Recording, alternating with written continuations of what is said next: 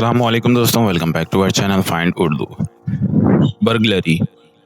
Burglary का मतलब है चोरी, डकैती। बर्गलरी का मतलब होता है किसी घर, दुकान या बिल्डिंग में घुसकर चोरी करना। अक्सर जब कोई वाहन मौजूद ना हो।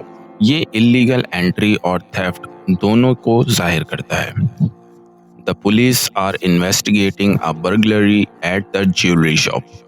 पुलिस जेवरात की दुकान में चोर की तहकीकात कर रही है। तो दोस्तों, बर्गलरी का मतलब है चोरी करने के लिए किसी जगह में घुसना, खास तौर पर बिना इजाजत और छुपकर।